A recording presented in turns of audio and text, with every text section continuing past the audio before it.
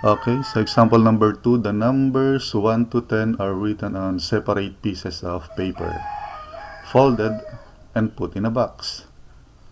One number is drawn from this box.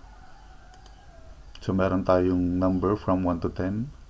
So nakaseparate yan sa kada isang papel, finold, and then dinraw natin. Question number 2A. What is the probability that this number chosen randomly is 3?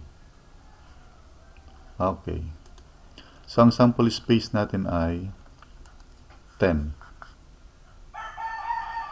That is 1 to 10. So 10 yung sample space natin. And there is only one 3 in the box. So isa lang yung number 3 dito. Okay.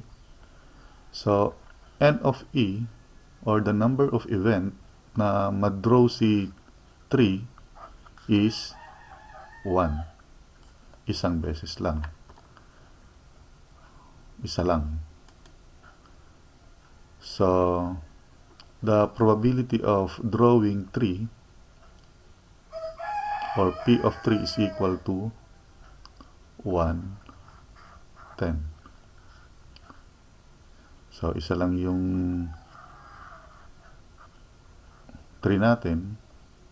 So ang number of event is equal to 1. And yung sample space natin is 10. Okay. So the probability of getting 3 or drawing 3 is 1 by 10.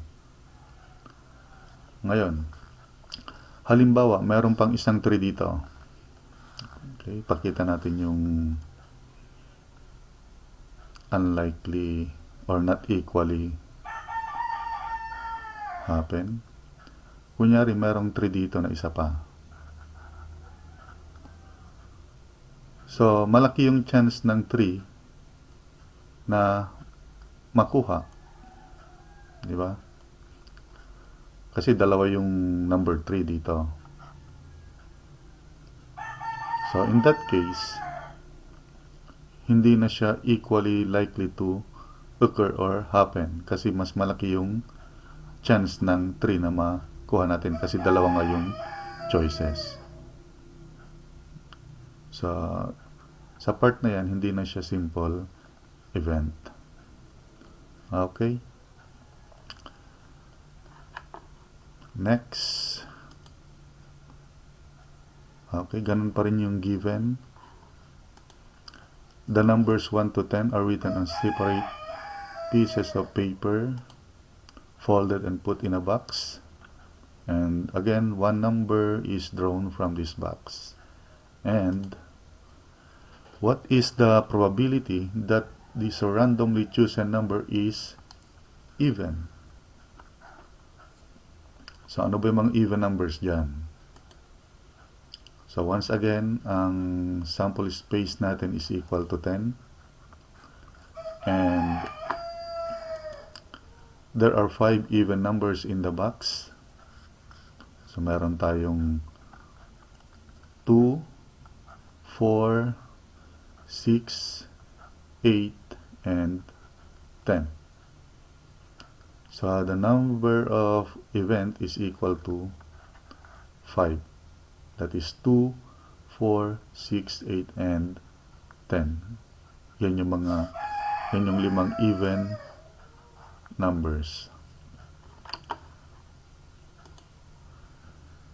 So hence, the probability of even numbers or drawing even numbers is equal to 5 by 10. So, ang number of event natin is 5 and the sample space natin is equal to 10. So, we have 5 by 10 or equal to 1/2. Reduce natin sa lowest term. So, divided by 5 divided by 5, both numerator and the denominator. So we have 1 by 2 or 1 half. Okay. Sa ganun pa rin yung given. One number is drawn from this box, and what is the probability of that this number chosen is a prime number? So again, the numbers of space natin is 10, and the prime numbers in the box are 2, 3, 5, and 7.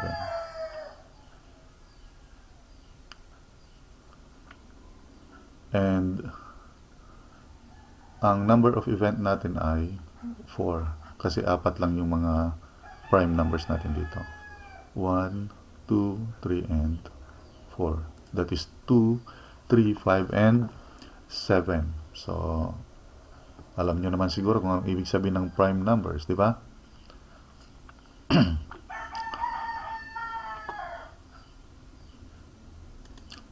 So, the probability of drawing prime number is equal to 4 by 10.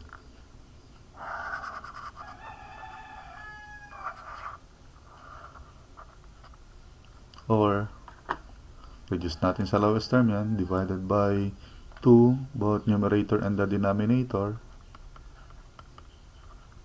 So, we have 2/5 or 2 by 5.